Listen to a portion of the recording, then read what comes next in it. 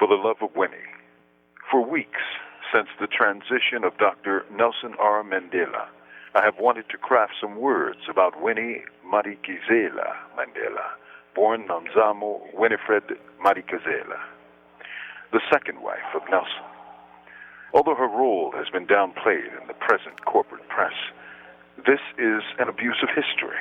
For were it not for her long and stalwart struggle to keep Nelson's name out there against the vicious repression of the apartheid government, which banned and banished her, we would not know his name, and the anti-apartheid movement would not have grown as it did.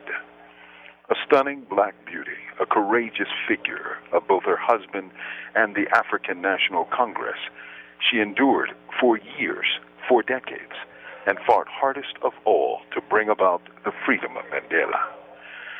I first read her words years ago in her book, Part of My Soul Went With Him, the tale of her imprisonment and bannings when she was sent to live alone in the whitest areas of South Africa by government order, and I wept. Throughout it all, she never, ever stopped fighting for her husband and never stopped resisting against the fascists of the regime. Without such a beautiful and dynamic woman fighting on the outside, it is possible that Nelson would not have survived his long and brutal imprisonment. She gave him hope and something to fight for. Her fire kept him warm in the cold nights he spent on Robben Island, with sea winds blowing off the Atlantic Ocean. Because they could not stop her voice nor break her fiery spirit, the police state ordered her into internal exile, to leave her home in Soweto, to live in Bloemfontein, the heart of the Afrikaner Republic, the whitest city in the land. Winnie, being Winnie, continued to stage a lonely resistance for her husband and his freedom. Because she would not sign off on a deal that wouldn't empower Africans, because she wouldn't agree to a new political dispensation that left most Africans exploited, she became the bane of the corporate press. They spat on her name. Yet for millions and millions of people, her brilliance, her beauty, and her courage are like a torch in the mountains. Indeed, she is adored. From Imprisoned Nation, this is Mumia, Abu-Jamal. These commentaries are recorded by Noelle Hanrahan of Prison Radio. Jessica Huntley, Woman of the Word. When news arrived of the passing of black book publisher and bookstore owner Jessica Huntley of London, England, I found that sadness wasn't my primary response. Happiness was. Why?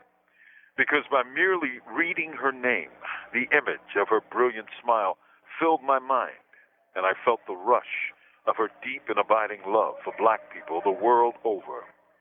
Jessica Huntley reached the ripe age of 86 after a lifetime of struggle for West Indian, Guyanese, and African independence. When she immigrated from Guyana to join her husband Eric in England in 1958, the Huntleys opened a publishing house that became a legend in the world of books. They opened Bogle Louverture Publishing, named after the black freedom fighters Paul Bogle of Jamaica and Toussaint Louverture, the great Haitian general and leader who led the revolution there.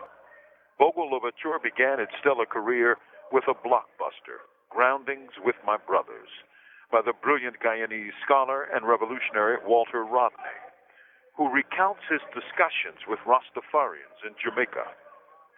Jessica Huntley, called Mama Jessica by many in Black Britain, came from a life of radical and revolutionary activism in Guyana as one of the leading members of the PPP, or the People's Progressive Party.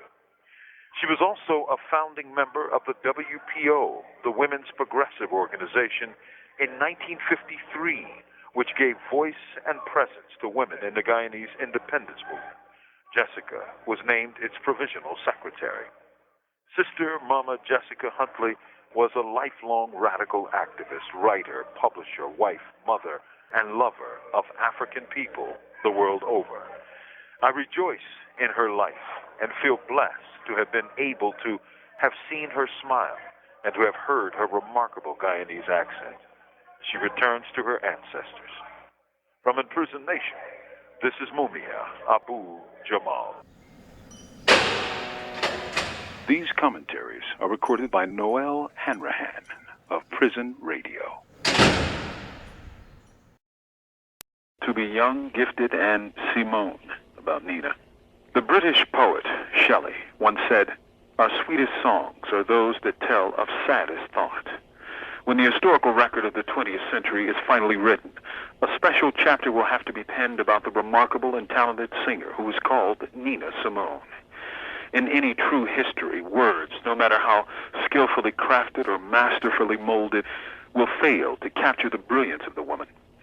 Some recording must be appendixed so that the student will be blessed to hear her thrilling contralto, dark, full, rich as earth in the promise of spring. Also required will be a collection of her lyrics so that no one may miss the words that she dared set to music and bring to life with a fury, a passion, and sheer artistic courage that continue to dazzle years, decades even, after their creation. She was an artist with a capital A, in every sense of the word. But she was far more than that term now suggests. She was proud, imperial, majestic, and deliciously arrogant, as, say, the late jazz great Miles Davis was in his prime. This commentator remembers her appearing in the late 1970s in an outdoor midday concert at the Bell Tower at Temple University. She looked out at the crowd with nervous irritation. Not fear driven by the uncertainty of her performance, but a barely suppressed anger that there were only hundreds of people gathered to hear her and not thousands. She sang songs with bite and grit and pride and longing and rage, deep down, bone-set rage, at how cheaply life was lived for Africans in America. Her Mississippi Goddamn was an anthem that steered not merely the civil rights movement, but also the black liberation movement. "You don't have to live next to me, just give me my equality," she demanded. Her songs could also be tender, loving odes to the multi-flavored beauty and spirits of black women, as in her signature For Women, which spoke of the various moods and hues of her sisters. Decades before Erykah Badu would wear the head wrap, Simone did so, and walked as regally as the Nubian princess that she had become. Although she was born in the Jim Crow South, the apartheid way of quiet acceptance was never hers, and she spoke out boldly in her art, in her interviews, against the injustices suffered by her people. Where are the Simones of this generation? They're there, in the shadows perhaps, but they are there. They're perhaps afraid of giving as much as their recently departed ancestor, for even they know that she sacrificed a good deal to sing the songs that moved her great heart.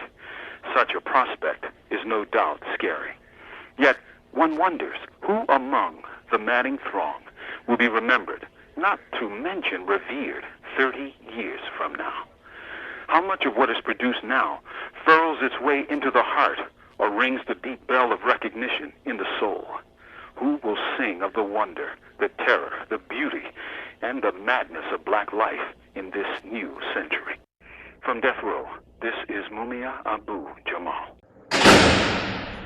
These commentaries are produced by Noelle Hanrahan for Prison Radio. A Woman Called Maya, 1928-2014. Maya Angelou had to be the name of a poet. It is too perfect, too lyrical to fit any other personality. Born on April 4th, 1928, as Marguerite Johnson in St. Louis, Missouri, she blazed an incandescent streak across the heavens as a voice of memory, as poet, actress, author, and activist.